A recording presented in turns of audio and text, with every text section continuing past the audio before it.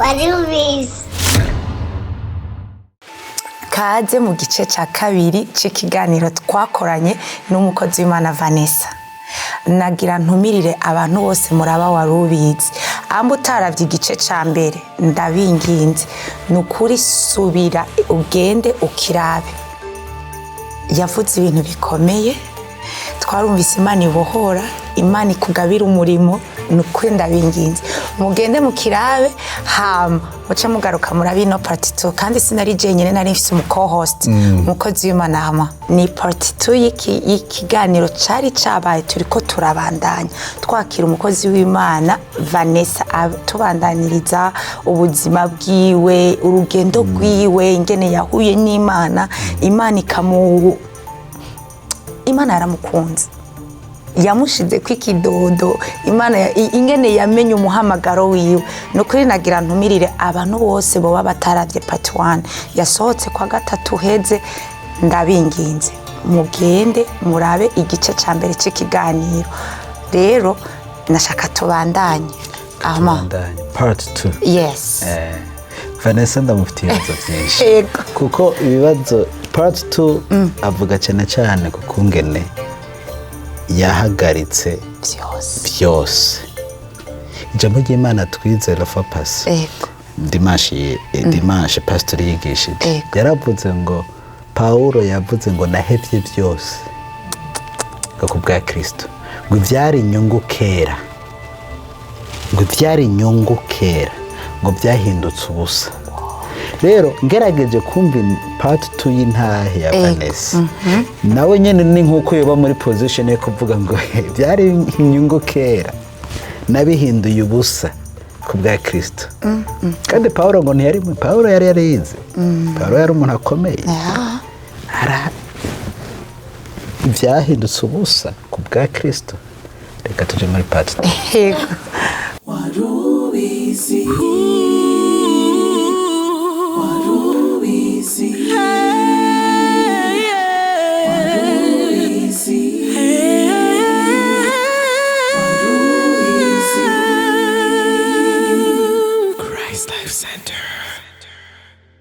Vanessa.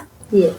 Cagihe rero rujya rusengero wagiyemo ingene basenga vyagufashije gute?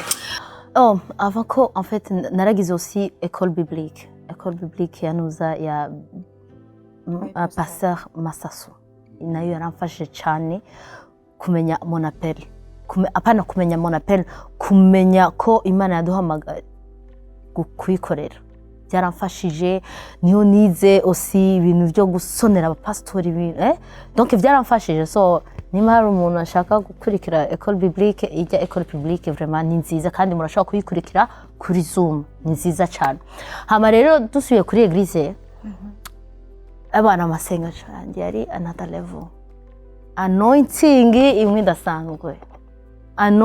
dasanzwe umva hari igihe wumva Imana ukumva nyene biratogotse indani presence y'Uwiteka the Holy Spirit the anointing ukumva nyene umva urimuranaje rero n'umwaka kuri bonane batubwira twandika ikete hama shakane kuri bonane batubwira bahora badusaba twandika ikete hama dushiremo offrande imwe idasanzwe ya indi utaratanga mu buzima offrande ya indi special ya indi iprovoka benediction z'Imana evan nkubitamo offrande nandika ibintu nshaka ariko ivyo nanditse abandi si bibi abana nasiravuze ko ari bibi abandi bifuza za mariage no mwaka fiancé n'umugabo ibikinike jewe nagiye ndakubita shaka gukorera Imana nshaka yindi level umva hari gusonza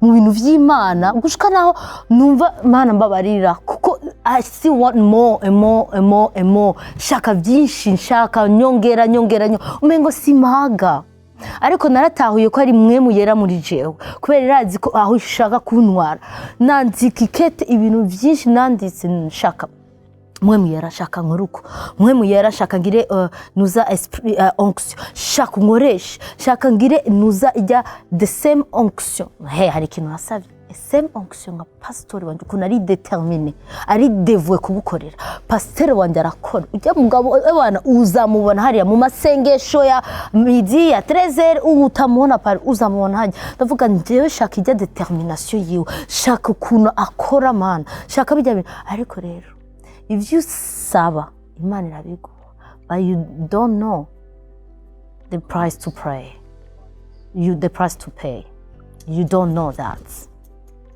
ntasavye Imana nkoresha and then ninjira muri fasting sinavyanditse jewe nari mfise groupe dufite groupe n'abadada bamwe muri Sweden Hello Luna duhora dusengana twinjira muri jeûne ya 40 jours tora tubikora muri Novembre hama tukabikora na after janvier amafeta aheze muri Novembre 40 jours ya jeûne hama tukavyuka saa 3 y'ijoro buri munsi for 40 days dusenga kandi tuja ku kazi dushimira Imana muri Novembre ibari dushimira Imana ko batuzigamye umwaka wose hama muri janvier Mana uno mwaka tugiye abana dukoresha nta muntu aza ngo duhiki gushika naho sentence mwe muyera wenyene aza katubwira uno munsi musengera umugabo ko mudasengera abagabo banyu okuva okay mwe muyera uno munsi basereka dusengera aba future husband bacu tukabasengera ariko twebwe twese tuba dushaka Mana dukoresha Mana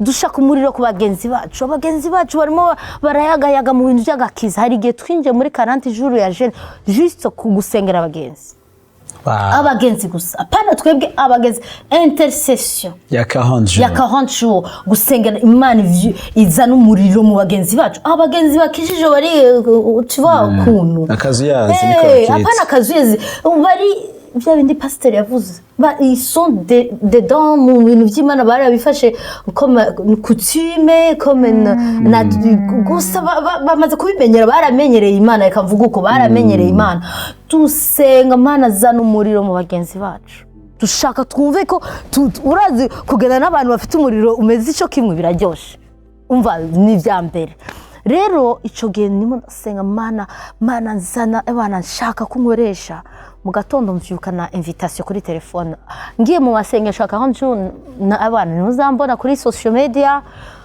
ndi available juste kuri WhatsApp no kuri telefone social media Facebook ibintu byose ndavyugara hama rero ndonga invitation kuri telefone ndayuguriye en fait yayirungitse kuri Instagram abona iminsi 2 Vanessa tarabona acara uyu mukobwa ntabwo ari online ewa ndayirevye invitation mbona ngo mu Faransa 600 euros tareba ibintu nibiki ndafunga telefone ndugara telefone ndayishira pembeni hama mbandanya kazi ngenda ku kazi nari mu mafungo ngenda ku kazi nshimira Imana indirimbo z'Imana biki nibiki numva mwe muyarambyize ngo mena hagarika imodoka shira imodoka pembeni fata telefone reba iyo message kubera kenshi hori imbuza kandi mwe muyari hori imbuza gukoresha telefone ndimo ndatwara ico gihe mbwira ngo hagarika imodoka reba rya message umugenzi wawe yakurungikiye ndareba rya invitation kandi cyo ndamwandikira umugenzi wawe sinamubwiye na merci en fait narera vuga ça m'intéresse pas ndamwandikira message ndamubwira ibi nibiki ambwira Vanessa this is for you uri mu evangelist this is for you ngira njyewe rero mvuga ndapartage parole nibiki n'abagenzi kuri Instagram no kuri Zoom ariko rero ibi byo kuja mu Faransa muri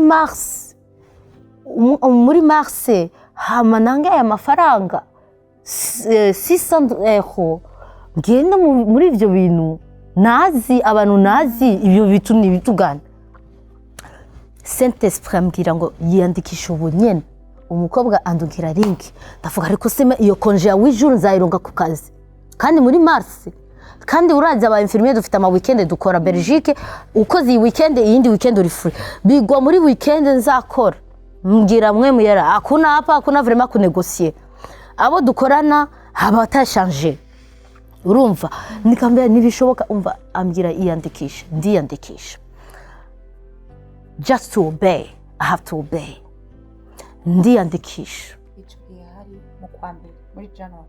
Oya, aho yari muri yes, yari muri January, muri rya 40 jours ya jeune. Aho saa 3 y'ijoro nariko ndasenga mana nkoresha. Mu gatondo mvyutse na invitation bongo. Hama iyo invitation mina ikatara. Oya si iyo invitation sa Holy Spirit araje. Urabukuntu urugendo rwose ni Holy Spirit yafashe kuboka ntwara. Si jewe, ni Holy Spirit yantwaye pe. Iyandikisha.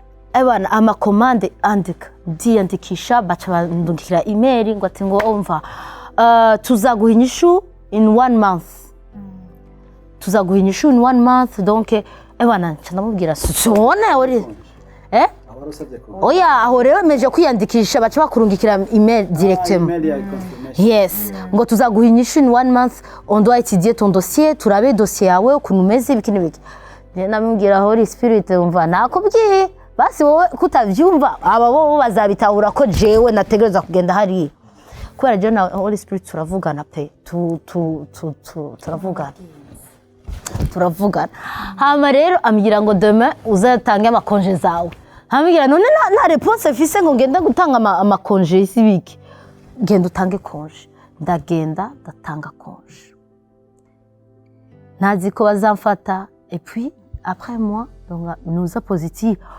Uzaze ariko kuntu ivyo bintu reka ndavuge shukuru nari nabigaye gushika naho sinagiye ngo ndebe ngo ninde ki organiser ça ni association bitruku nabonaga hajya amafaranga nkabona gusa n'ivyo vya evangelisation nkavuga njewe ntabwo bimbyikini nje sindi evangeliste naho abantu bamamagara evangeliste mbona ndabivuga ni kubera mvuga Imana gusa.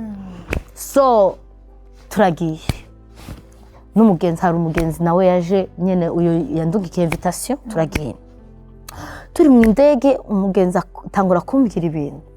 Vanessa ngenda kubona nyene uvuga ubutumwa imbere y'abantu benshi.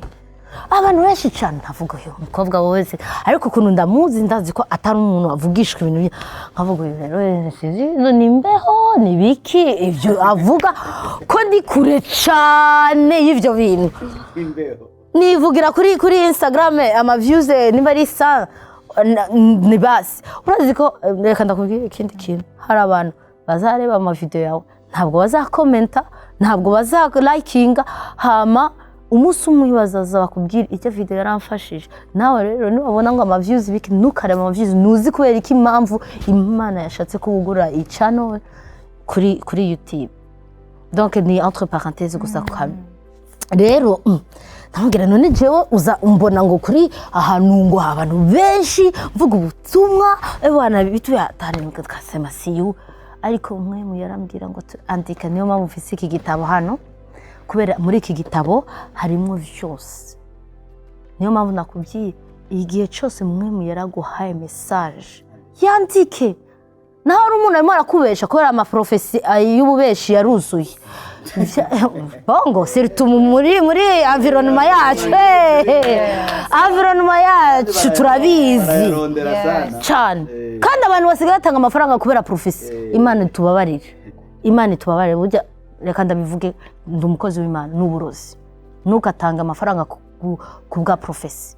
Nimba ushaka guhezagira umuntu yaguhaye profesi hezagira ariko n'ubu umuntu urondera amaprofesi kandi ufite ubiteka urumva nibikabuko donc dusubire inyuma ndabyandika hari igihe profesi wironga ukacuyireba mbese profesi imaya mahoro mbese profesi uriye n'ijambo ry'Imana hari igihe niba profesi gucanga sinayitahuye ariko narayanditse nyene ndayifise hano na date ndayandika mvuga ati ngo igitabo nta bintu by'amasenge ngo nje dimanche ngo nandikemo oya ni jewe ni conversation jewe n'Imana ni profesi ni kete nandikira Imana cyangwa ibintu ndimo dacamo ngamafise igitabo cinyigisho na Abakuki ndibaza nimba ari Abakuki de ifugote ngo andika ico Imana yaguhaye hari Imana iguha ibintu nuvyandika ukabigaya ikagera ahantu kazima ikavuga ati uyu mutoto ntabwo arimo arabifata sérieux vyandike ubitahuye gloire à Dieu andika interpretation Imana Saint-Esprit yaguhaye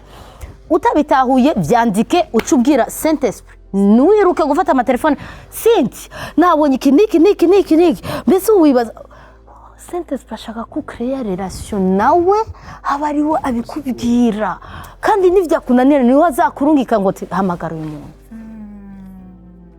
ahamagara umuntu nuko amavision abantu bayica kubera wahamagaye umuntu adakwiriye kubera umwizeye kandi si wo umwe mu yera yashatse kuvugisha hajya ama prophecies you don't have to share so ndaronge prophecy ndayandika hasi ebana turabandanya dushika aho hantu nari mfise attitude imwe ya okay mwe mu yera I want to see impamvu umunsi wa mbere tunaryohewe ruwanje iraryoshe ndavuga ariko nibi turabifise kuri eglise bon okay reka nceceke umunsi wa kabiri inyigisho bigishije ndavuga ntisi turazifise kuri eglise mbese hari iki gishasha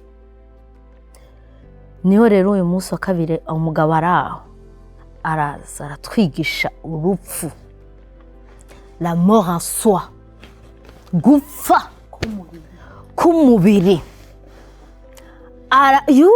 ico gene yo aho yo niyo naciye mbona ko ubukizwa bwanjye ni feki niyo naciye mbona ukuntu reputation abantu bafite reputation bashaka guproteja reputation yawe ikaba très important kurusha gukorera Imana reputation uzabone reputation yawe ikubujije kwemerera icyo Imana yaguhamagaye reputation yawe yabaye Imana mbese ufise iki reputation yawe ni kuzapfa dada kuzapfa mon frère Luc uzagenda iyo reputation ituma ngo jewe kanaka ngo oya urupfu aradusengera uyu munsi nararize umengo Yesu yaraje anyugura amaso anyereka ukuntu abantu barimo barapfa buri munsi abantu barimo baraja mu kuzimu Yesu ama le fardeau ni iki umutwaro nawe afite kubwo abantu badakijijwe arawuma numva nyine wow nuko Yesu ababara abonye umuntu avuye mu rusengero umuntu asubiye inyuma ariko twebwe tubonye ngo kanaka nakiza muri eglise ngo hey nari nababwiye ujye yari feke ujye ntabwo yarakijijwe nari nababwiye kujya muntu nazagwa ni nguvu za soda ni nguvu abantu bavuga ngo ni nguvu za Coca-Cola ngukanyoye ngo ubufise nguvu apreka kiisha nguvu zinanguka habakizo ba Coca-Cola ukijijwe ntushobora kuvuga ayo magambo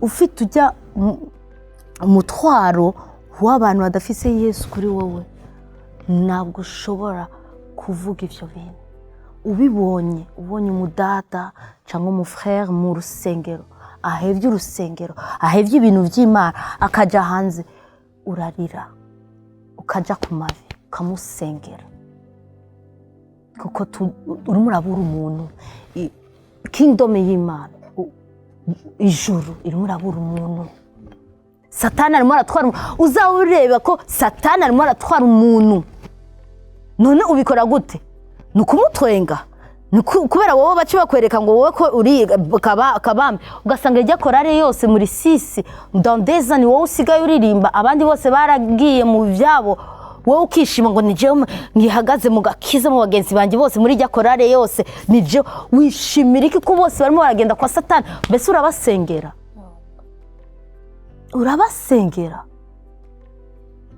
ufite umubabaro mu mutima ubonye umuntu aguye mu bintu by'Imana ufite umubabaro mu mutima ubonye ujya cousine mon frère ton frère ou ta tante batazi Imana birakubabaza mbese warigeze kubabwira hari abantu mpora ndabimvita kuri eglise ariko ntabwo urababwira icyo Imana yakoze ku musaraba Evangelist ni 2 minutes ubuhejeje icyo Yesu yakoze ku musaraba hama ureke umwe mu yera akora ikintu mu buzima bwawe kuko twebwe ntabwo ari twebwe dukiza abantu icyo twebwe dukora genda ubwira uko resultat si abantu wazanye ku Mana. Oya, resultat nuko wewe wavuze yes. Resultat nuko wewe urimo urabikora. Resultat nuko wewe wumvirije. Resultat nuko wicaye kuri iyo ntebe aho Imana igushaka. Resultat ntabwo ari ama views, resultat ntabwo abantu bazapartaja, resultat ntabwo abantu iyi video izakora, ntabwo ari resultat yawe. Wewe resultat yawe nuko wumvirije Imana, ukicara kuri iyo ntebe ugakora ikiganiro. Maybe you were tired, wavuye ku kazi urarushe, ariko ukavuga ati ngo ndaje nicare hano nkore ikiganiro Imana yambwiye nkore, ndarushe. Niyo resultat yawe, wumvirije Imana. Ikindi ukuntu Imana izatwara ikiganiro si wewe, ni mwe muyera. Uwo ikiganiro kizakora ko ku mutima si wewe, ni mwe muyera. Kandi ico kizagufasha ntukivuge ngo wabonye ni kubera emission ni je ndayikora, ni kubera je nkora montage, ni kubera Pasteur Luc yari yicaye mu kiganiro niyo mpamvu twaronse ama views. Ni kubera Vanessa yaje muri emission niyo man. Oyaaa, yaho Imana izatwara video ni kazi ya mwe muyera, nta kazi kamwe muyera. Wewe twese resultat yacu twushobora kwishimira kuvuga Mana nabikoze, ibindi ni wewe. Rero ibaze mbese warabikoze muri famille yawe, mu bantu mukorana, mu bantu mugendana barimo baragenda. Niyo rero uyu munsi nabibonye ndavuga Mana mbabarira, no gutinya Imana, urukundo, ukabona urukundo. Igihe nari muri kampana narababwira urukundo rw'Imana, nkumva jeje nyene ndimo ndarira, nkumva Yesu arabakunda, Yesu arabakunda. Satani arimo arababesha, Satani arimo arabatwara, ariko ari umuntu yabafiriye ku musaraba kandi arabakunda. Urimo uraba mu buzima bubi kandi hari umuntu yahejeje vyose ku musaraba. Ingo kwa Yesu, ingo mugerageze. Niwabona mu mwaka umwe atakintu gihindutse urudiye mwere barabara, ariko Satani arimo arakubesha. Evangelist ntabwo ikondana, yerekana urukundo rwa Yesu ku musaraba. Ni ibintu bibine. Yaraje nta cyaha yari afise, apfa ku musaraba, baramuhamba, arasuka, imuzima. Nayo magambo gusa, si vyinshi. Nuka Adamu na Eva bakoze nivyo gusa. Yapfuye ku musaraba kunuza ku by'ivyaha vyawe, ibintu famille yawe yakoze, amakondonation muri famille générationnelle, ivyo yarabitwaye ku musaraba. Ingwara zawe yarazitwaye ku musaraba. Ayo makondonation kubura akazi, yo kubura ibiki, yarabitwaye ku musaraba. Kandi yaragiye basha baramuhamba, mu minsi 3 arazuka. Hama ni muzima, na yindi Mana ari nka Yesu yazutse kandi ni nzima, nubu ni nzima kandi iri hano iri kumwe natwe. Nivyo gusa tegeza kubwira abantu. Ndabitahuye, numvise like something change. Canumva impamvu Imana yashatse ko mbahariya muri ico kibanza, bihindura ubuzima bwanjye pe. Cyambona ko nari umukizwa egoiste. Narabikora nyene iby'ama video c'est tout, ariko sinababaraga. Naragendaga n'umuntu sindamubwira Evangelist, umuntu yicaye kuri envelope mbere yako awuyuka makesho atakufa numubwira ikintu. Hamu turabandanya tuja mwibarabara tukubita Evangelist. Niyo kocha wandarande bavuga ati ngo ni wowe wavuga gusa kuri internet. Mbwira kabisa, avuga ufite ikintu muri wewe, ufite ikintu muri wewe. Bose bari bazi ko ufite ikintu, ariko sinakibona, bo barakibona. Umunsi wa nyuma twari turushe saa 4 y'ijoro, Imana iramvye irakuvyura. Saa 4 y'ijoro hari ukuntu vyuka ukavuga reka subire kuryama, nibiki narinzi ko ari 6 heures twitegure. Oya, subira kuryama. Numva wapi, vyuka shaka kuvugisha. Numva ko iyi reveil ntabwo ari reveil isanzwe, iri ni ya yindi itagenda anoresaba. Ndahari Mana mvugisha. Aca kubita ikibombe,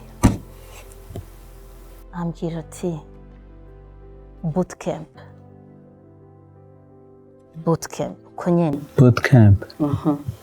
Ndamubwira wapi, ivyo ntibikuvuga bootcamp abantu baje kutwigisha muri iyo camp fire camp yitwa fire camp ya Cross for All Nation sinari nzi na Cross for All Nation ni bande ivyo vyanuza Daniel Kulenda ntabwo nari ndamuzi fire camp en fait baje kutwigisha bari bambaye izi mbeta iyi ni kuvuga bakoze bootcamp ariko nta publicité ya bootcamp bakoze kuko bootcamp iba mu Congereza iyi yari first fire camp mu Gifaransa bashaka gukwega abantu bavuga Igifaransa rero aba francophonie babigishe nabo ibintu vya evangelisation hama babarungike no muri Afrika kwigisha urumva rero nibagize publicité ngo bagiye nka Angleterre bahora bavuga ngo mugende kuri bootcamp muri Amerika bazabigisha vyinshi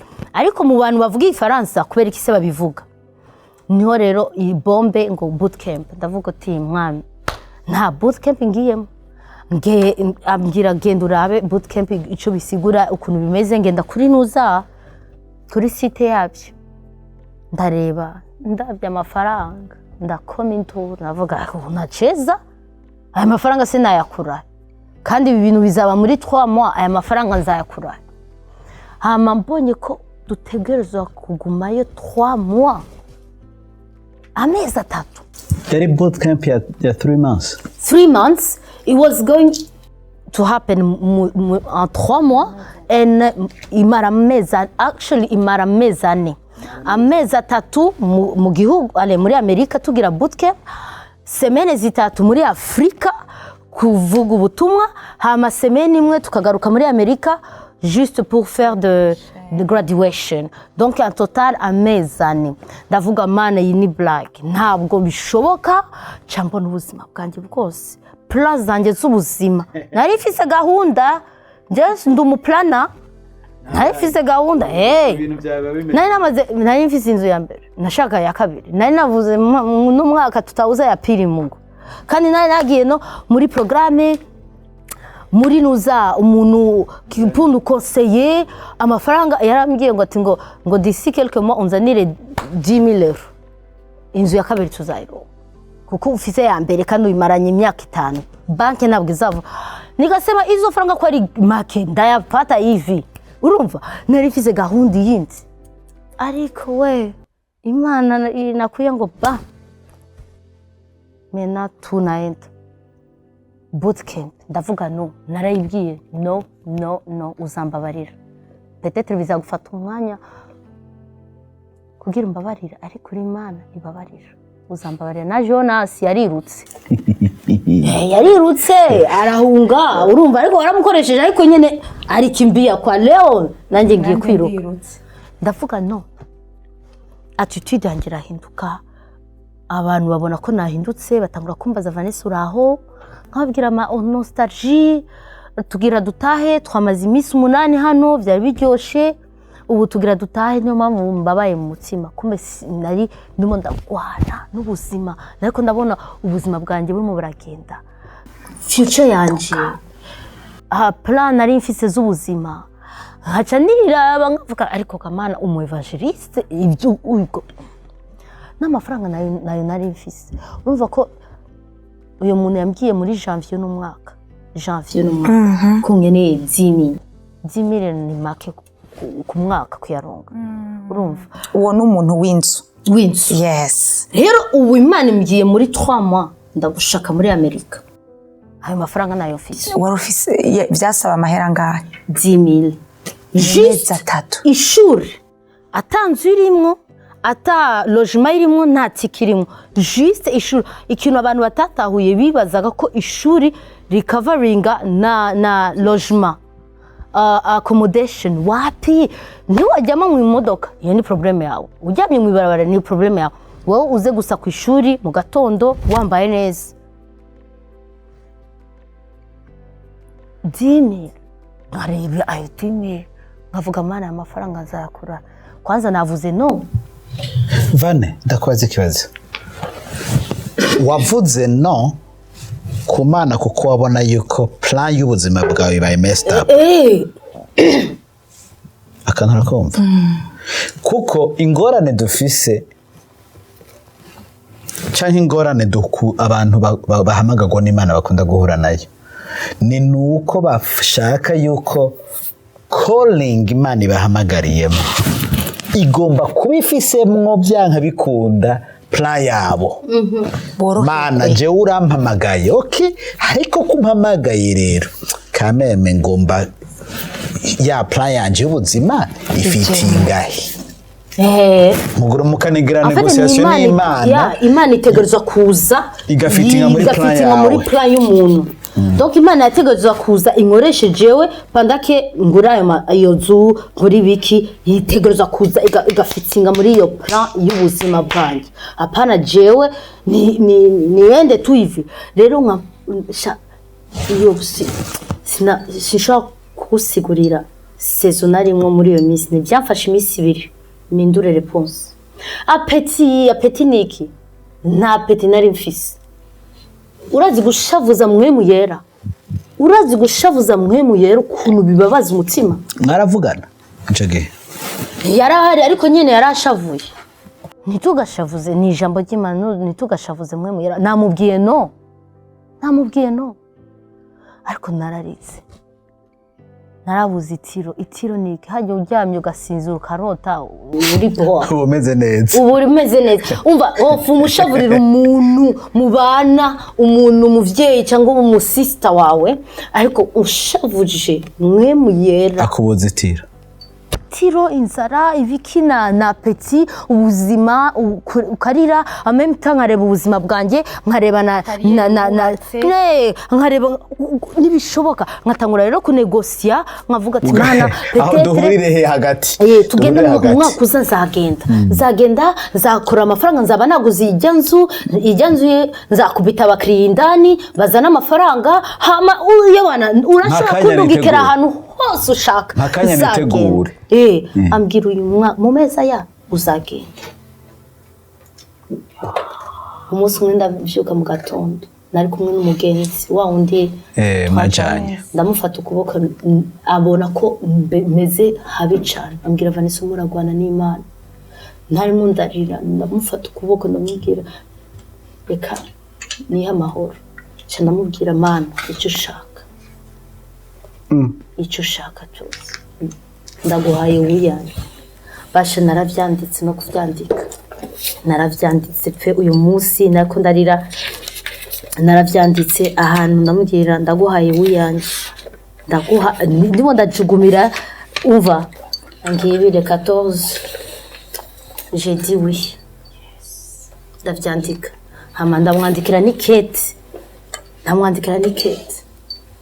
amubwira j'ai dit oui yari le 14 mars ndamwandikira ni Kate amubwira mwami nimba ushaka ibi bintu bishoboke urabizi mbese imbwira none kubimbwira nje nabyo nzi aho mafaranga sinzi aho ndayakura hama nashe ngeze mu Birigi nagiye kwa mama niho wa mbere nagiye kubwira ndamubwira mama kubera nari mfise ndamubwira mama none umukobwa wakubwiye kwagira ahebe ibintu byose career yiwe yose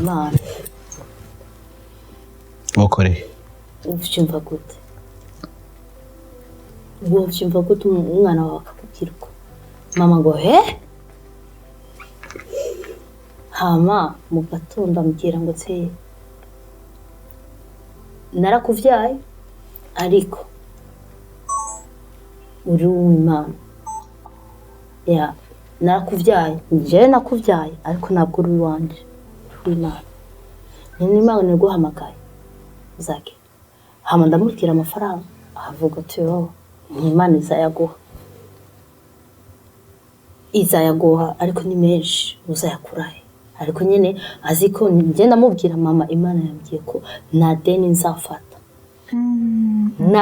nanjye nari namubwiye je nta deni nzafata niyo deni nayifata hese ko ata income nzaba mfise dutangura rero iyo journey hold on ugarutse uvuye ugarutse uvuye muri iyo fire camp ntiwasubiye ku kazi ndasubiye ku kazi kuko nari mfise amezi 3 none natanguye iyo journey kwiprepara mu mutwe gutegura muri mu mutwe d'abord kubyakira nangira kubwira Imana turashaka kugurisha ibintu byanjye byo mu nzu birashaka kutuzanira amafaranga intebe nkabwira mon frère ari mu bintu vy'ama renovation nkambwira ushatse urashaka gutwara intebe zanjye ukama amafaranga make et puis urumva nangura kureba possibility I was strong because I am just like that. I'm a thinker. I need to think. I need to do something. I need to help God. Ariko Imana ntabwo ikeneye ko ndayifasha nangura kuvuga Mana tuzagira ukunuku nuku Imana nkubita yindi bombe ya kabiri tuzakora ikintu cyitwa fundraising ndio nikasema hapo sasa atakunizaраwisha kabisa Mana ugiye kunsuzuguza pe izina ryanjye kandi nawe ari wa muntu wakagatushe gusaba negative nagendaga muri vacances gatatu oya izo kwanza sinazikontaga zazi nizo muri Europe za karibu sinazikontaga nakontaga ngiza 8h muri avion ngiye ahantu mu gihugu nazi nkagenda kuvizitinja kenshi navuga ngo ngiye kuvizita culture nshasha ninjya shasha yari ubuzima bwanjye kandi nkorera Imana nkunda Imana vacances ntabwo ibujijwe ariko nkagenda na famille nkagenda n'abagenzi anniversaire yanjye umwaka uheze nayikubise nimba yari kurasi twagiye kurasi mu bwato n'abagenzi wa muntu wakagatushe nyene kaka niko amafaranga urumva ariko amafaranga kazi iri kunaripa eko bien nari meze bien hama ungiye ngende sabirize je navyitaga gusabiriza amafaranga mama nakagayo nige nabibwiye mama wanje ngo ati kumva oya mu nurse mama ngo ati ivyo nibiki nambwira mama ni Imana yabimbwiye negeza kubikora mbese na mama uraza aba mama bacu ni ibintu biteye isoni umwana yari afise akazi ibintu byose aheba akazi ngo asabirize amafaranga kuri internet urazi ko biteye isoni numvise ko ariko Imana yashaka kumvunagura kandi ikindi kintu Imana yashaka gukora ntiyashaka ko nkoresha amafaranga nayo nari mfise de toute façon ariko ishaka kwerekana ukuntu ishobora guprovidinga ikoresheje amafaranga y'abakozi biwe ikoresheje amafaranga y'abakozi biwe nico yashatse kunyereka kuko yaranyibukije wowe se imyaka yose wakoze warakoze kubwawe gusa depuis 2016 Imana yanyeretse ibintu ko negereza gukorera abandi donc nararungika nubu twarungika abana ku ishuri muri Congo mu Burundi nari mfise oferina iyo oferina ça fait 4 ans dukorana buri kwezi narabarungikira amafaranga y'inzu urumva kuri Noeli ebana nkagira ukuntu kose abana baje neza baronga ifana donc hari umuntu ari hano ushaka gukorana na oferina nje hari oferina ngorana mu Burundi kandi bifite mama pasteur mwiza afite umutima mwiza ebana urumva ko Imana igukoze ku mutima ushaka ko Noeli izabe Noeli nziza y'abana ebana contact moi tuzabikora donc urumva hari abantu bikorera bagakora bagasevinga bagashira amafaranga muri konte ariko nibafasha abandi bantu kandi bakijijwe urumva Imana rero yarabinyeretse muri 2016 Vanessa naraguhamagaye naraguhaye kajya kazi kuko nashakaga ko ufasha abandi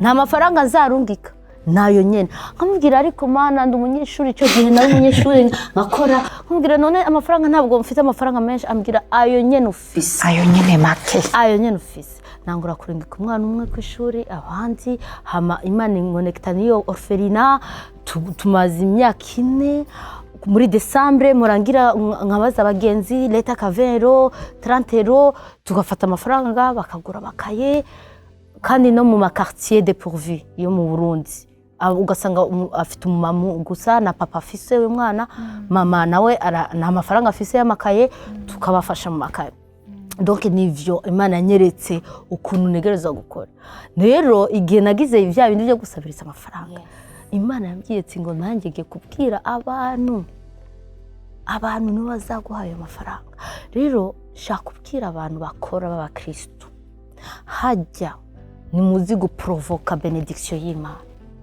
ni mugafatira amafaranga nimufashe imfuvyi mu Burundi kandi atana namwe abandi bace bafasha imfuvyi z'iwabo gusa buri kwezi hari amafaranga yasohoka yakagenda mu Burundi mu mfuvyi kandi nivyambabaza umutima none Imana ivuga ati ko wowe utababaye igena bigusabye nuko rero nzasaba uwundi muntu yinjiza amafaranga muri ivyo bintu ngo hamagayemwo kandi bazabikora urumva n'ikindi kintu guhezagira pastori wawe hajya n'ikintu cyatari nimukarindira anniversaire nimukarindira ibiki kumva nyene ngo reka mezakire pasteur reka uri umunsi ndamugurira ikirato reka mugurire madame wiwe ishakoshi hajya uri kura provoka benediction y'Imana hari ikintu abazungu batahuye kera abazungu amafaranga hari ama pourcentage igenda mu masharite niyo mpamvu ubona ibintu byabo bigenda neza kubera ni principe biblique iyo principe ni principe igukorako ukijije udakijijwe igukorako kubera ufasha abantu yes igukorako surtout imfuvyi igukorako wezagiye umuntu akurisha hajya afo frande nikora nyene frande ngo no tanga ufashe na pastori wawe rero nivyo rero ndasabiriza amafaranga Imana irafasha ariko ntivyari vyoroshe umunsi nashize ya video naswe gufa ntatswe gufa byari bimeze nka ya indi video ya mbere nashize kuri internet nuko naswe gufa numvaga isoni ariko Imana yategeza kupasura imvunagure ikure ibintu byose bya Vanessa amafyeri umukobwa akora intware hahandi hasi handi kwitapi yeah Vane aho hantu abantu benshi barahafelingira yeah kuva kuri ya standard ukemera kuja kuri standard ya zero ya standard cyacubahiro kakihindura ubusa ka kazi ka ukagahindura ubusa ya level abantu bari basanzwe barakubonye ko standard nziza y'umuntu yifashe ugasabwira ati mugabo je akazi nahagaritse muri fundraising iyo level benshi barayifelingira ko yo bahamagawe n'Imana muri wowe byagize iyi impact gupfa nyene nararira nkagenda ngakora ya video nkavuga ngo ti urumva Imana iramamagaye nimufashe mundorerere nuko nyene video ndashakira hama winje mu icumbo ukicara hasi mu cyacumba cy'amasengesho ngicara hasi nkarira nkavuga Mana we bega ibi bintu ninde biza gukorako abantu ukumva ndababaye ariko rero Imana ikambwira ni kubera urababaye kubera ukiri attaché that old life nube no mugore wa wundi yarabye inyuma mugore wa rote ubwo murabi inyuma nta muhezagiro uzabona ntabwo uzashikaho Imana ishaka kugutwara ariko byari bibabaje cyane ariko narabonye ukuboko kw'Imana muri ivyo bintu amen warahagaritse akazi umva rero okay afete narabandanije akazi hama kubera byafashe umwanya ndiyandikisha reka tuje ibyo ndiyandikisha bambwira nzakora interview after 2 months aho rero je suis là like mbese bizakunda cyangwa ntabwo bizakunda aho turi muri like ukwezi kwa gatandatu niho bamamagaye niyandikishije ukwezi kwa kane bifata umwanya kubera bige dossier yawe ibiki icyo gihe hari amahera ugomba gutanga oya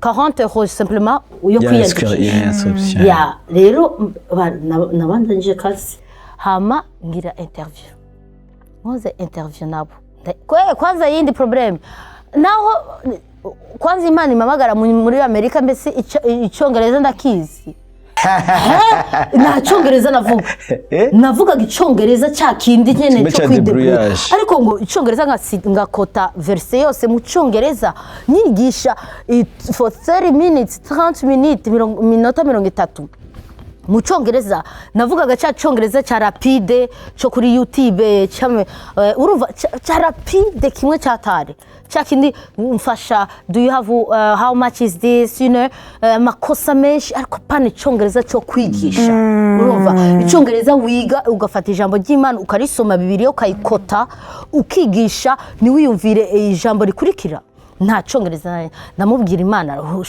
none cyongereza ndakizi Imana icirama nuza verse muri Yeremiya nzashira amagambo mu kanwa kawe nzashira amagambo mu kanwa kawe donc ndiyandikisha umunsi wa interview nabonye ko Imana ntabwo isanzwe harega bambwiye ngo ngo nduguhaye umunota umwe wigishe ijambo ry'Imana ryose evangile gospel bya bintu bine ndabikubita mu cyongereza cyiza gushika naho na jewe naratangaye ndavuga sentence n'umunwa wanjye wawufashe kandi na accent nziza basha ntabwo mfite ya accent nyene urumva icyongereza kikubitse kigororotse cyiza cyane nk'umwana yavukiye muri Amerika bivanze na British umva rero byari bimeze neza kabisa bwana igenda neza mejeje interview bambwira ngo tuzafata 2 semaines tukwishura mejeje gusa interview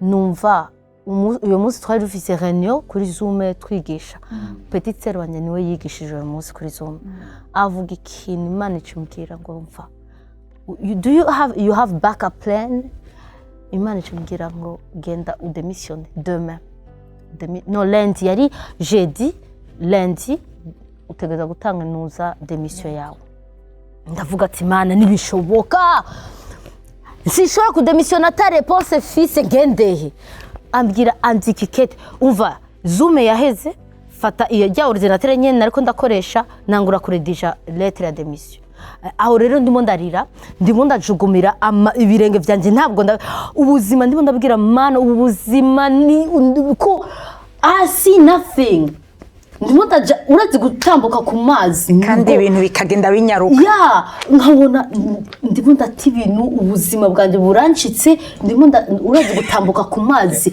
bya bindi muvuga gutambuka ku mazi ukaraba Yesu gusa uravye probleme uravye ahugiye uravye kutagira income amafaranga yinjira ku kwezi ukumva urapfuye uwinjiye mu mazi rero wavuga gusa nizera ijambo ry'Imana yampaye nkasubira muri iki gitabo ngasoma kandi ivyo Imana yambwiye nkibutsa amagambo Imana yambwiye ariko ubwo buzima narajugumiye nagiye gutanga demission ndagenda kwa patron wanje ndinjira muri biro ndamubwira ngiye nje gutanga demission yanjye ambwira ngo kubera iki Vanessa ndamubwira uraze n'isoni yo kumubwira impamvu no kumubwira narosa kandi kazi impamvu yandavye nk'umusazi ndamubwira ngiye gukorera Imana uko ngiye gukorera Imana ambwira ngo bya bintu ukora kuri internet nivyo bigutwaye ego ngo bazaguhemba ambwira ni je nzabarira bazakurihira bazamemba ko ngiye gukorera Imana bizakwinjiza amafaranga urumva niko wamwishuye ndamubwira ni je nzabirira none bazaguha inzu wapi none uzabaho gute iyo question nacewe yaramfashe wumvaga ari n'abantu abagenzi bambazaga none uzabaho gute nkumva mbuze en fait yabya bindi ukuntu ngewe navugaga abantu bavuga ngo mbayeho ku buntu bw'Imana nkabareba reka nawe yaca blague urumva nkavuga ubuse ninababwira nzabaho ku buntu bw'Imana namureba namubwira Imana izafasha ahamagara abandi baba super patron arabye akaze ngo agiye gukorera Imana barandiba sha hari ukuntu wareba umuntu nk'ikijuju wataye umutwe byarababaje kubera nari umukozi mwiza umukozi atagwara umukozi akijijwe ntabwo agwara ntabwo muhamagara mbesha ngo ndagwaye oya donc nari umukozi mwiza kabisa ndabafasha cyane yari pour eux was a surprise atangura kumbwira ngo rero ebana sindavyumva ariko ntakundi kweri ngo ugiye amezi angahe ndamubwira ebana agiye amezi 4 donc inzu yawe rero uzayipangisha ndamubwira ntinaronga umuntu uzayipangisha ahubwo baguterana n'ubwoba fete bakakubwira ibintu banki izayitwara banki abantu amajambo ku ruhande. Donc nuko rero ndatanga démission ata réponse fils ndataha mu rugo ndavuga mana ubu rero nk'ubu nonse refi byogenda gute uyu munsi nyene igihe natanze démission Your Monday. The next day ndonga email you're accepted. You are accepted. You are accepted. Oh my God. Donc il fallait que ninjira muri obéissance. Urumva kugira kandi amezi abiri yacemo ariko ujya munsi il fallait que ninjira muri obéissance kugira some doors Imana yugurura umuryango. Hari ikintu utegeza gukora utarakibona kugira Imana ideclenche iyo benediction. Hari abantu faith. Dukunda kubona ibintu hama dukakora nararindiraga réponse hama nange démission. Imana imbwira tanga démission utararonga réponse. Hama réponse ikiraza positive ariko bambwira il faut gusinya contrat imbere ko uba accepter uce uyi skana uyirungike. Iyo contrat niya yindi uvuga ati nemeye gupfa kubwa Yesu kubwagakiza nibandungika mu gihugu kibi nemeye gupfa. Ndabireba ndavuga n'ubundi nanjye ndafa ubuzima nabwo nacu bumaze rega n'ubundi wapfuye n'ubundi ubuzima nacu bumaze. Hari ikuntu Imana ikugura amaso ukabona ko ubuzima nta buzima ndimo tagwanira gume mu buzima amambwire Yesu no bimariye iki ubuzima. Niyo nasinye ko ndavuga Mana nejo ni napfa nta kibazo. Hari ikintu umora mbwira abagenzi cyane kandi najewe umunsi nzapfa sinshaka ko abantu bavuga yo ujya mwana yapfuye uraza bamama yapfuye atararongo yo birababaje ariko shaka ko imbere y'Imana azavuga ati wapfuye wakoze iki Imana yaguhamagariye gukora kuyikorera kuzana abantu ukabavana kwa Satani ukabatwara ku Imana kuyikorera nico shaka. Ntabwo ari mariage ntabwo ngo yaragize mariage yapfuye atagize mariage we mbega uruhombo oya uruhombo nigiye upfuye utakoze iki Imana yaguhamagariye. Nugo ruhombo kuri jewe. Uraza muri Amerika umva baranyemerera ndatanga démission umuntu yategeza gufata inzu ivyo nituvyinjiramo arankwepa ambwira ngo ati ngo wapi kandi semene ya nyuma ndi mu kugenda ambwira wapi inzu singifata kandi nari nagize umukisho sinamusavye avance nari kuyagumana ya avance yari kumfasha ariko amafaranga ya avance nari nayakubise hose musa abana zayakoresha ayazayari hari inzu hariya ya planye no bapanze umuntu rero arankwefye nta mafaranga afise kandi inzu nigeza kwiriha nta muntu arimo paniki ramfata hama nibuka ko mfite Yesu ndavuga Mana fata uyu musaraba urazi kwikorera umusaraba Yesu arabivuga mwikorera imisaraba yanyu nkurikire umva ntarikoreye wa musaraba pe icyo gihe ndazi ko hari indi zaza ariko icyo gihe kuri jewe yari umusaraba. Hari ibintu sinaganira n'abantu ko bashobora kugutahura ni Saint Esprit gusa nashobora kuganira nawe. Rero birageze je muri Amerika inzu ndugaye ni last minute udufaranga nari mfise ndazusize muri banki kubera banki nibura amafaranga nje muri Amerika ukwezi kwa mbere narariraga nta kindi nakora kandi sinshaka kuvuga kubwira mama sinshaka kumushavuza nkarira nkavuga Mana wa mukobwa yatanga amafaranga wa mukobwa yageriki tukarebana n'abakobwa twabana twafashe inzu n'abakobwa muri Angleterre tutazinanye ariko twarabaye famille twarakundana twagurira ibintu byose hamwe injya zitangura guhera tudafise amafaranga bari barafasha ariko apartment yamushikira twari dufise apartment twashikiyemo twariha umuntu wese $550 ku kwezi bama no mu Birigi ndimo ndariha banki tugeraho tubura amafaranga ibintu byo kujya twarashitse aho hantu gushika naho mvuga ati ngo muri televiziyo narabonye ibintu bya food bank, reka turondere adresse. Njyewe narababwiye reka turondere adresse ya food bank hano mu Orlando tujeyo, kubera nari mfise backup plan yari my family. Numvaga niraronga problem y'amafaranga nka 100 euros a 200 euros ndashobora kubahamagara kubera afite famille iri close bakundana bafashana. Imana ingira tupima irakubuza. Yeah, he rebuked me. Nupime uhamagara famille yawe kubera ni waje wizeye ko famille yawe izagufasha. Ariko yashatse kunyereka ukuntu ishobora gushaka.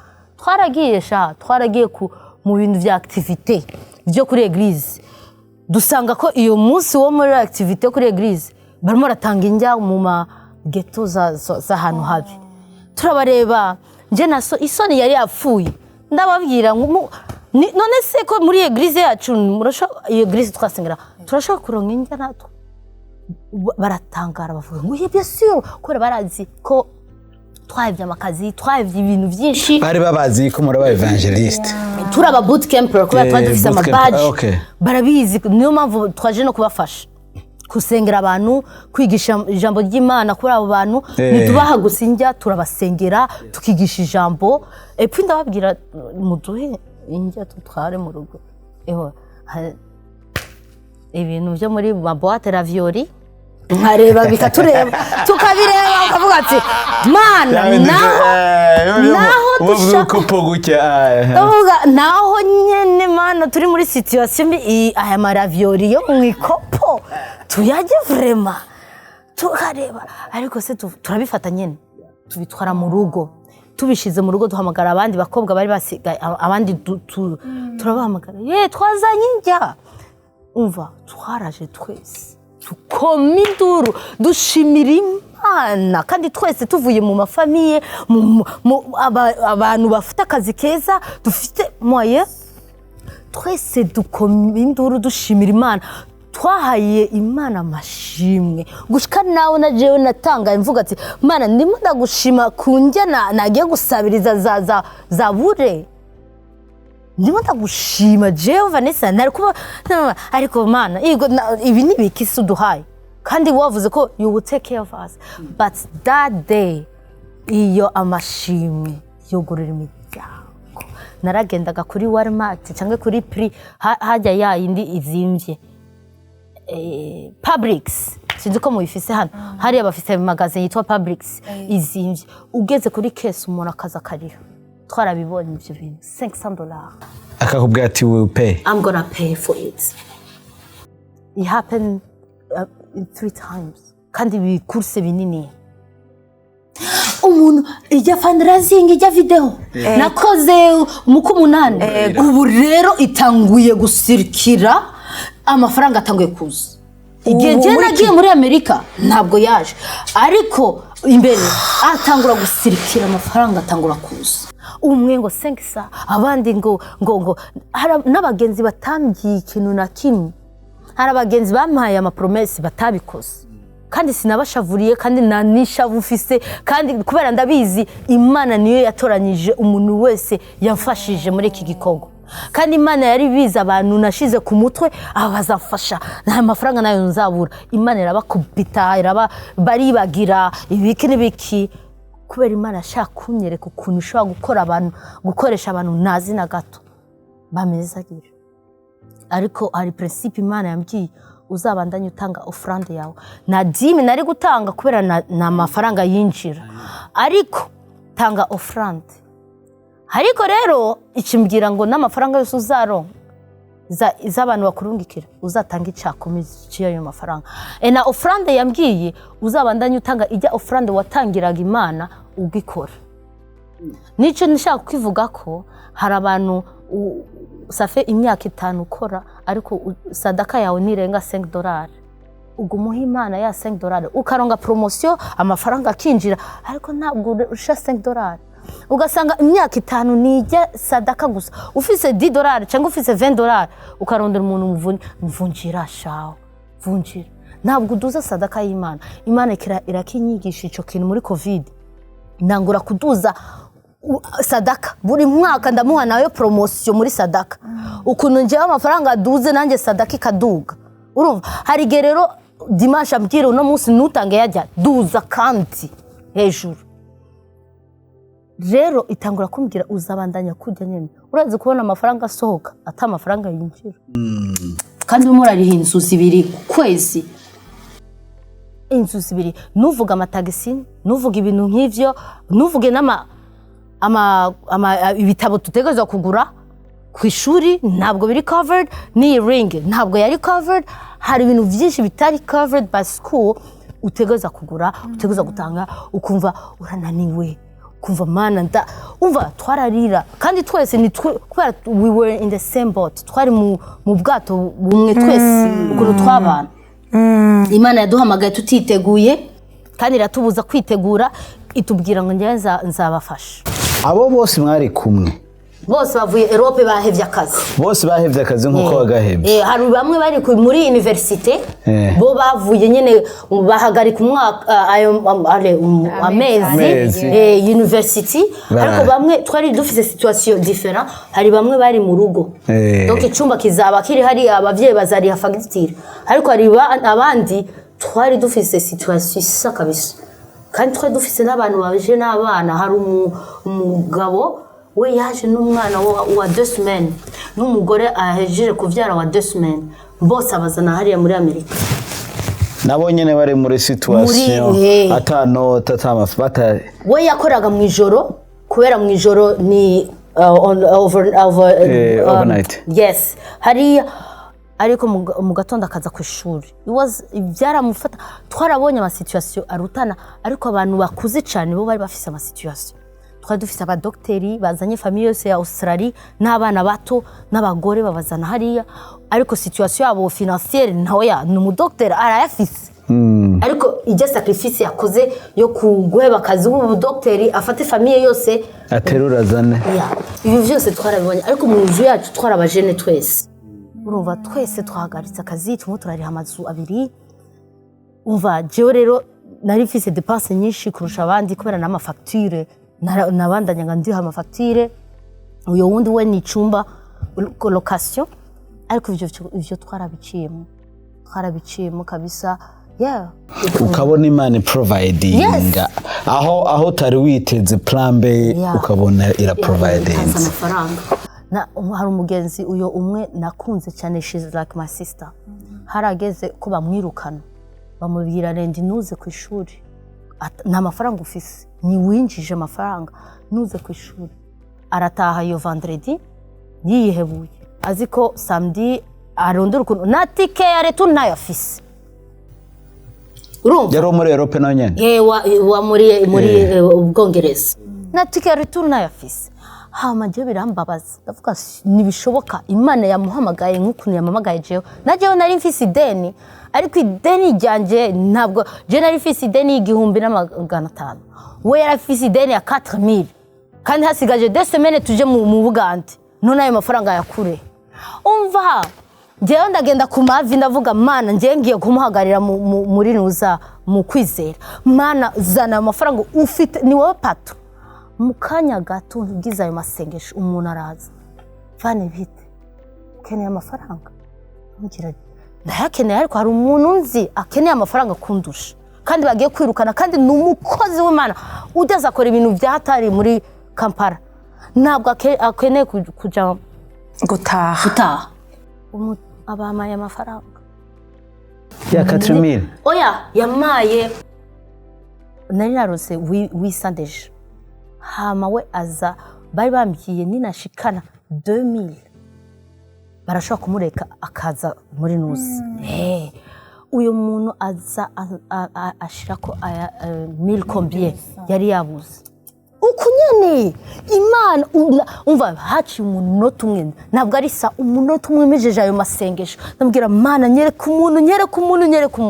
umuntu araje muri toilette asanze cyakintu uri kwikiyo nariko ndarira ambwira ukeneye amafaranga mbwira nje ndayakeneye yego ariko hari umuntu akeneye kuyarusha hari amafaranga yashize pembeni umwe yaramubwiye ashire pembeni igihe yambonye azi ko ndi umuntu w'umunezero cyane mu ishuri ariko abona uyu munsi meze ukuntu araza rero ambwira ati ujya mugenzi yari yatashe twe twasigaye hariya turimo turakoropa za toilette nababwiye ko nuza internship yanjye nakoraga toilette narabitoranyije ni jewe nabishatse nakoraga za toilette araza rero twagumaga hariya nk'amasabiri abandi batashe araza rero arambwira ngo hari amafaranga ukeneye kubera yumvaga ko ari jewe ndayakeneye ndamubwira jewe ndayakeneye ariko hari umuntu ayakeneye kundusha umwe mu yaraca aramubwira n'uyo nyene muyamuhe umwe mu yaraca aramubwira n'uyo nyene ayamuhe nje nawe twararize dufata yandi turarira dufata ayo mafaranga ndiruka kwa directeur mugenzi navyazi turayamuha tugeze mu rugo directeur ngo yango ategerezwa kuduha yose kubera muzagenda mu Bugande bientôt dutashe namubwira directeur umva ndakubwira aya mafaranga ndayaronse mu masaha abiri nari mfise 800 aya mu munota ndayaronse nayo rero lendi nzaza nayakuzanye ngiye ku ishuri ngiye mu rugo ndamubwira ujya mwana ntabwo ugiye ahantu ambwira ngo iki ndamubwira guma hano imana yabikoze barakoma induru bararira bose bararira ibiki ndamubwira imana yabikoze none iyo Monday wari ufise espoir y'iyo 2000 yindi iyo 2000 isigaye wari uzi ko iyo Monday imana ihejeje gukora iyo miracle ubwo budemire babona bakiya nini kwa Mungu imana ihejeje gukora umuntu akaza akaguha plus de 1000 euro gusa muri toilette ngo ndayatanze narabonye miracle zisara ari level yo kwizera umva tutashe mu rugo ararira ngo Vanessa sinzi ukuntu wabikoze ngo sinzi ukuntu imana gukoresheje arambwira ngo ati ngo yo ndahezagiye ndamubwira oya wowe waronse amafaranga ni jewe naronse umuhezagiro kubona ukuntu nabonye ukuntu imana yabikoze mu maso yanjye mu masaha ukuntu yahinduye situation yawe ni jewe nahezagiwe wowe waronse amafaranga bayarishe Monday apana the next day umuntu umwe aje amukubise envelope y'amafaranga yose yarasigaye kandi uyo muntu ntabyo yarazi nta na kimwe yarazi ntitwavuganye nta na kimwe twabigumije muri twebwe mu nzu yacu hari umuntu amukubise envelope ngo imana yambwiye ngo ndaguhaye amafaranga y'amafaranga yarasigaye twarabonye ukuboko kw'Imana bimwe bitangaje jewe rero siningari mudeni bacha bandukiye kirikete bambwira mademoiselle na wewe kubera muri une semaine rero muzamugiye le mardi muzamweza namubwira mpana wabikoze kwa nuza ubu rero wa mugenzi wanje we niwe amezuku kandi ari we yarafize 4000 ubu amezuku nawe atangura gusenga senga partage ama video yanjye ibiki ngo mumufashe ibiki n'ibiki imana yamaye kurusha 1500 muri dimanche nibabaye rendi dimanche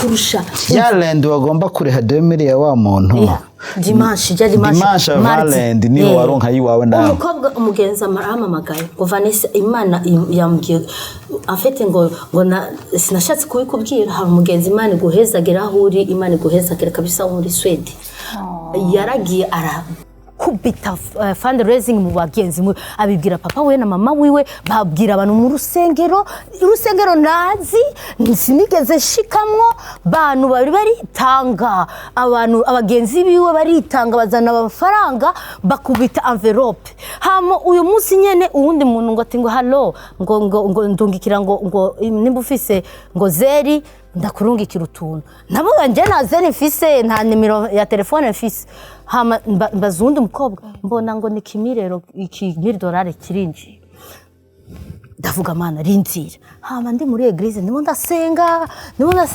mbona umugore araje ama envelope w'umuzungu ndavuga envelope n'uguruye envelope narabonye ibijana basha narabonye ibijana urazi kuronka amafaranga gushika nawe uvuga okay mana urindira gato aya mafaranga ni menshi aya majana naronse imana ishimbwira gendo yatange ubu nyene twari mu rusengero n'abandi banyeshuri bose nari nzi abanyeshuri badafise amafaranga cyandagenda naragiraga bya bindi by'aba Nigeria urumva Imana ikubwiye genda utange sishobora kuvuga yo amva amezi oya niko kubera ndazi ko he's a provider. Yes. He's a provider. Ntabwo njye nshobora gufata amafaranga. Sinshobora gufata amafaranga kandi ndabyisengera buri munsi ntihazagera ahantu nkunda amafaranga jewe. Kubera Imana ni nziza. Imana yari yerekanye muri Amerika twarabonye Benedict ni twasubiye kandi gusaba kuri food bank oya kuri food bank ubu twakubita n'amafruit tukajya regine ravioli tukazirebera hariya muri pankati zaranze kwinjira sha twaragerageje biranga tuvuga Imana waduhaye onction yo kujya ibintu byiza biranse Imana biranse ariko Imana ashaka gusa kureba ukuntu ushobora kwishimira no mu bintu bibi no mu bintu biri hasi. Oh my God. Ubuzima burahinduka. Shopping niki urazi shopping twakora tukata amafaranga $300 muri shopping kuri Shein apana na amamagaze zifise umutwe amamagaze muzu zo mu Shinwa za fake ukumva ariko bigahinduka shopping na yuzi kandi ukishima ufise nizo muzu ishimwe uba mwishimye hama mbunu twararangije inzu nta n'umunsi n'umwe banki yamamagaye ngo twabuze amafaranga muri konti nta n'umunsi n'umwe habuze amafaranga muri konti gushika n'ubu nagomba mbwire abantu badukurikirana Vanessa yaragiye mu Buganda ari Imana imurungitse ndabereka aya mashusho muza kubona ariko araca ngaha nukuri mubona ingene Imana yamukoresheje Vanessa nashaka utubwira urugendo rwo mu Buganda. Mu Buganda kwanza nagiye mbwira Uwiteka njyewe ariko Mana njye ntabwo ndi umu evangeliste hajya ni wowe gusa ushaka ko ndabyikiramo ariko ntabwo ndi umu evangeliste bya bindi byo kuvuga mu makruse imbere y'abantu benshi si ivyanye ariko ngize mu Buganda nafashe mikro icyongereza cyaraje kimwe gidasanzwe hari abantu bora bumva icyongereza cyane bakambwira uratubesha we nutubwire ko utagiye ku ishuri cy'ubwongereza ntabwo abantu umva icyongereza amagambo Saint Esprit narigishije numva mvuye mu mubiri mwe muyera yinje mu mubiri for 30 minutes uri murigisha ubwira abantu icaha ubwira abantu bihane ukizera mu isoko ukareba umuntu mu maso ukamubwira Yesu aragukunda narabonye conviction abantu bihana bakaza kavuga Mana tubabarira Imana yarankoresheje niho naciye mbona wa muhamagaro wa Evangelist muri cewe niho naciye mbona ikintu cy'Imana yandemeye gukorera gufata ifoko tugenda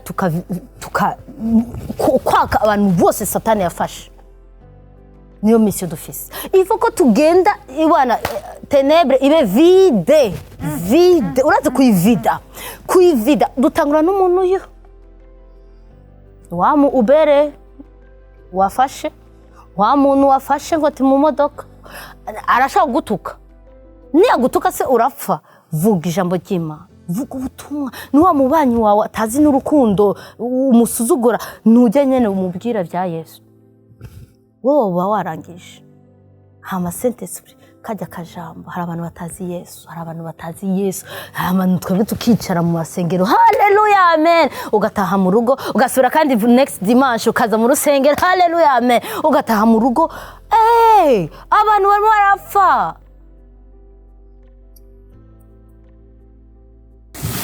turimo kiragoye ifoko tuvuga ijambo ry'Imana genda uvuge Yesu ni bya bintu nababyiye uko yabapfiriye ku musaraba uko Imana ibakunda mugende mubwire umuntu yakufira ukabona umuntu ari muri depression ukamubwira iyo depression Yesu yabifashe ku musaraba muhu ubuzima bwawe ugaca umutwara no muri prière asa akubwiye no nabyo shaka wabikoze wekimbiye kandi ugenda n'umunezero uvuge yo nakoze icyo Imana yambyiye njyewe ndazi ko nashize inuza imbuto nahejeje Saint Esprit ivi ni yako niyo mpamvu natinya gusengera umuntu agwaye kubera ndafite kwizera ko aza gukira nimba atakize ni we Saint Esprit abatasoma Vanessa ni wowe mwe muyera baza kureba none Yesu ko atagikiza si jewe no kuvuga ubutumwa siyo kazi yako niyo mpamvu ntabwo uzavuga ngo nje ndakiza abantu na numukiza nje nazanye abantu miliyoni kuwa Yesu wazanye nde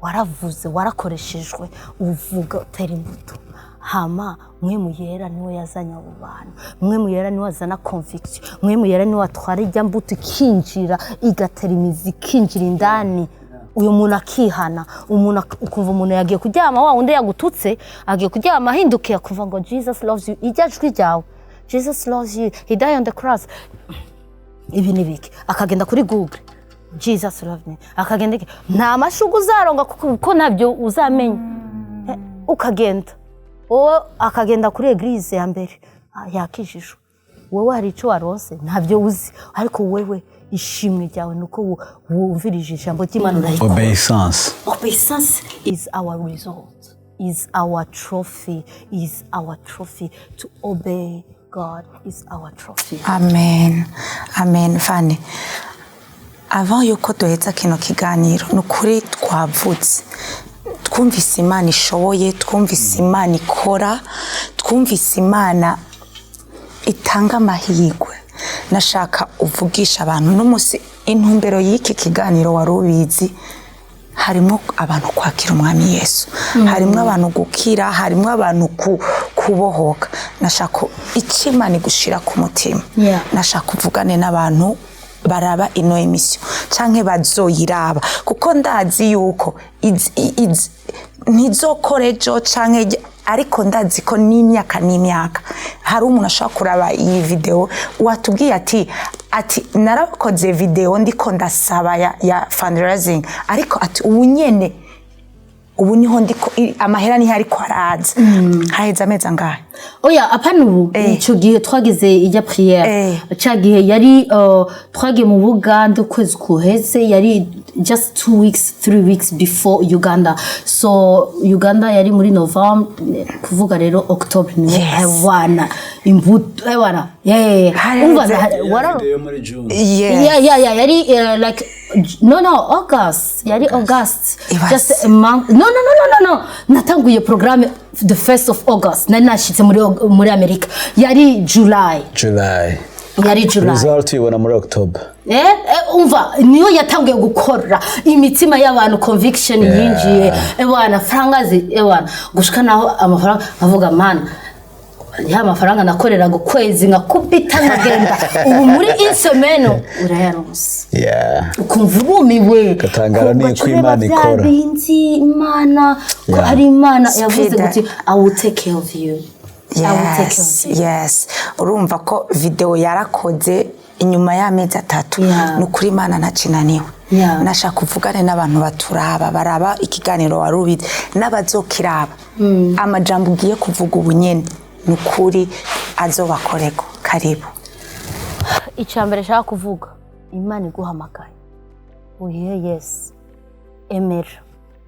emera kandi Imana twese yaraduhamagaye kuvuga ubutumwa ntabwo ari abantu batoranije gusa twese yarabivuze muri Luc 4:18 ngo narabahaye amavuta mwese niyavuze abantu bamwe twese hari bamwe bazagenda hanze mu bihugu byo hanze aba mission mu ma mission hari abandi bazakora ibindi ariko twese yaraduhamagaye vuga ijambo ukijijwe vuga Yesu ganira genda abantu bose bamenye Yesu iyo Yesu uza gusenga chaque dimanche genda ubabwira ukuntu Yesu yabafiriye ku musaraba ubabwira urukundo rwa Yesu ubabwira ukuntu Yesu atacaha yaraze aragufira ku musaraba baramuhamba iminsi 3 arazuka n'ubu ni muzima babwire ivyo bintu gusa ni umunota umwe abantu barimo baraja mu kuzimu satani arimo aranezerwa n'ivyo arimo arakora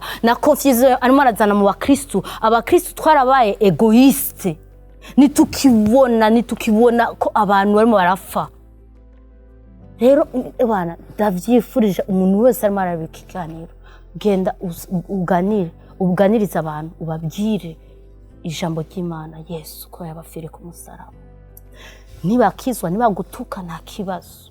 Kandi n'ikindi kintu nshaka kubwira amasengero, isengero ridafise nuza evangelisation, equipe evangelisation, n'urusengero ruzapfa.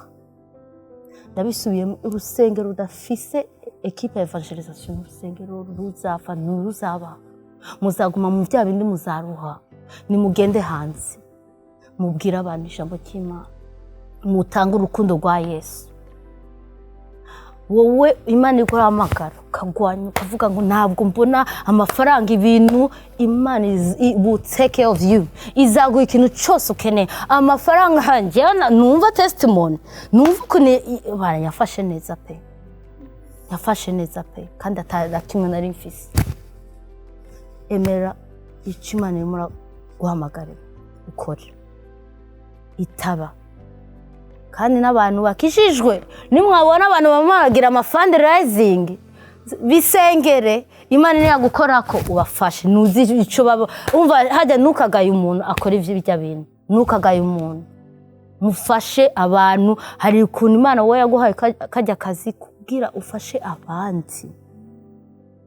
Ariko rero na wowe umukizwa ufite ukuguru kumwe hariya n'ukundi hariya, ihane. Kuko reka ndakubwira ikintu kimwe, Satani we nta kimwe bimubwiye ko usenga uza mu rusengero. Satani nta kimwe bimubwiye ko witwa kukijijwe. Ikintu Satani atinya n'umuntu aba muri holiness n'Imana, umuntu yitanze kubw'Imana n'Imana Satani atinya. Rero wowe ukaba urimo ukuguru kumwe kw'Imana ukundi mu isi, Satani ari power na wowe, arimo aragutwara.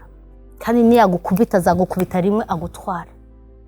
Harageze ko wihana, harageze ko ugaruka ku Mwami Yesu agufitiye vyiza vyinshi. Satani niwe arimo arakubesha. Rero nimba uza kwemera ukabika ijuju Satani abesha, mbabarira kuvuga iyo jambo, ariko nuko Bibiliya ibuvuga. Kugira ikijuju none uwemera ubika ijuju cha Satani, vyange uno munsi uvuge sinzaba ikijuju cha Satani, kandi ngiye kuba umwana w'Imana, kuko Imana yaguhamagariye ubu umwana wayo. Imana igufitiye imuzu yera, ukagenda mu bintu bitabaho, kandi Imana igufitiye ibintu vyiza, ibintu vyiza. Yesu, muri Yesu hararyoshe, ariko ni gute woshobora kwigisha ijambo ry'Imana utazi ko Yesu aryoshe? Rero ndasabye revelation, umuntu atazi Imana umenye Imana. Ndasabye ko Yesu yiyerekana ku bantu batayizi, yiyerekana ku bakristo badafise aho bahagaze, yiyerekana. Kuko utazi Yesu ntabwo ushobora gutanga ikintu utazi, ntabwo ushobora kuvuga umuntu utazi, ntabwo ushobora kuganiriza, ntabwo uzi iyo Yesu. Ndasabye rero, ndasengeye umuntu wese aronga iyo revelation, iyo revelation narose yo gupfa, yo kumenya ukuntu dutegerezwa gukorera Imana. Amen, amen. Fane, iyo ngiriwe ibakwe ryo kuronka umukozi w'Imana, narabonye bikora. Ndakwinginze usengera abantu bagwaye n'abantu boba bashaka kwakira Umwami Yesu. Amen. Nukuri ndakwinginze ubasengere, uvuge najya amajambo yo kubatuza. Nukuri ndabizi ko bizokora, kandi nditeze intahe. Sawa, amagambo yo kwiyatuza ndashaka kuyavuga no mu Cyongereza. Yego, nukuri flow uko Imana ikurongora. Okay, amen. Yes.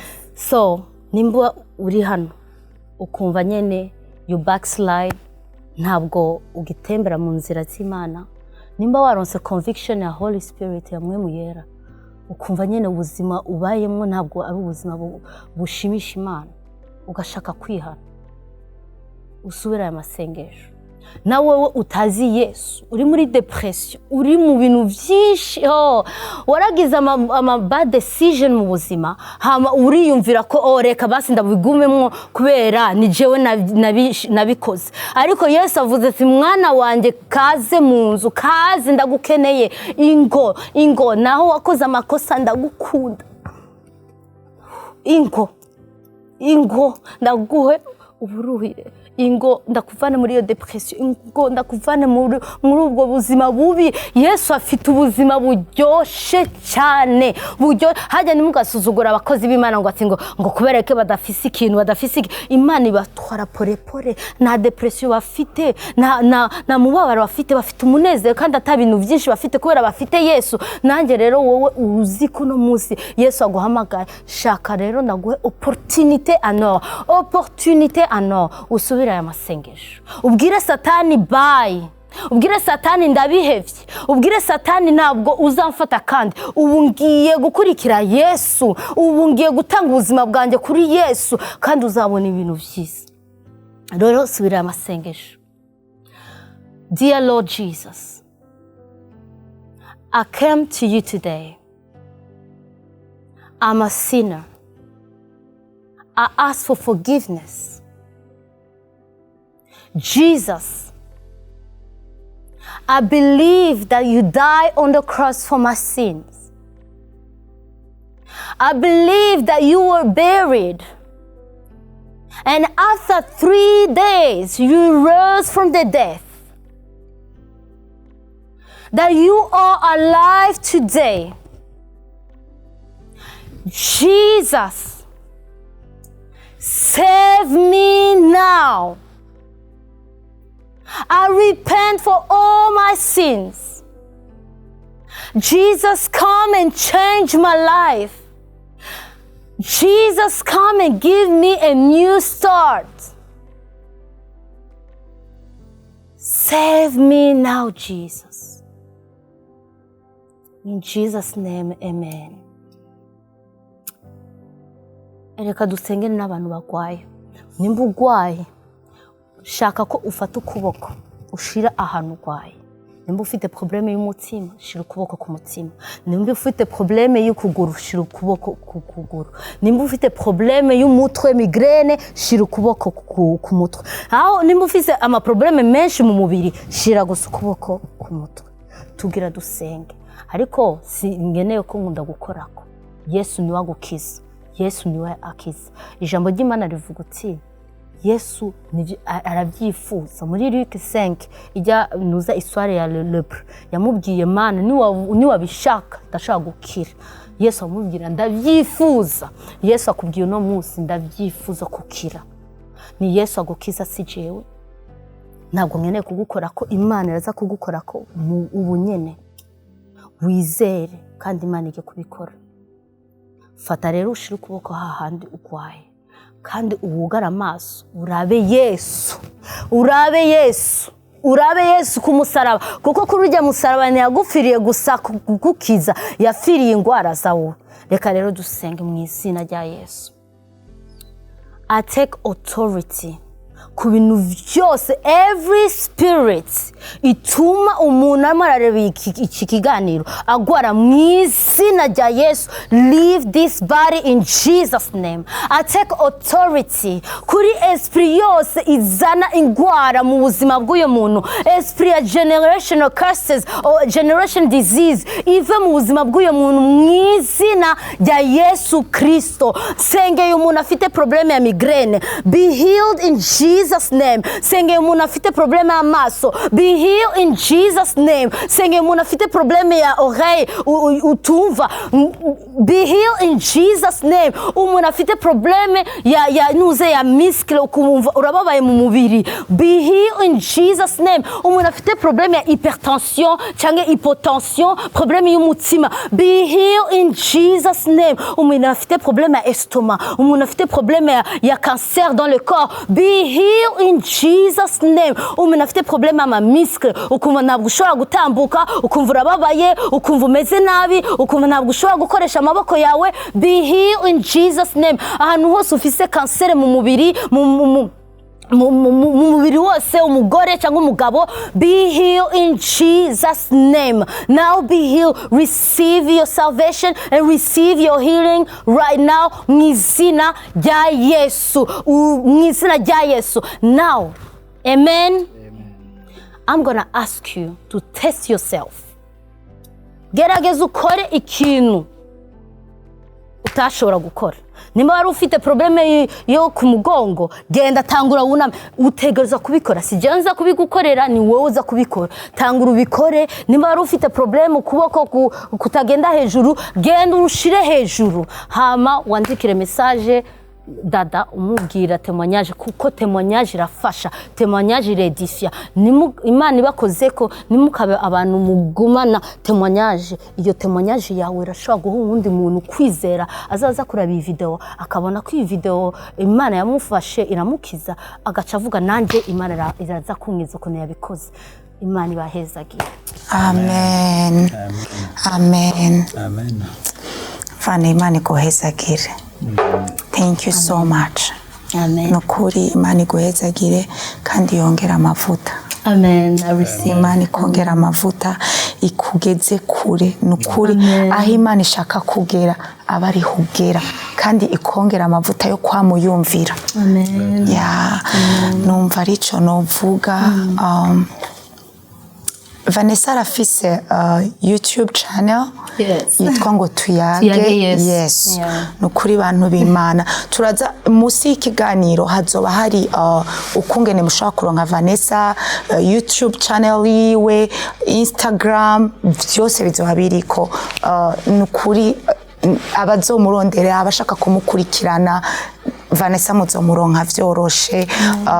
Hari nimero ziza kurengana hasi ya video ni za communication y'iki kiganiro. Nukuri muzotubwira intahe, mutubwire ingene Imana yahinduye ubuzima. Ndazi ko kino kiganiro hari akantu nize Luc kavuga ngo nitube abachrétien touriste. Ako kantu Chrétien touriste. nakantu gakomeye. Jinenzi ko ariko titri.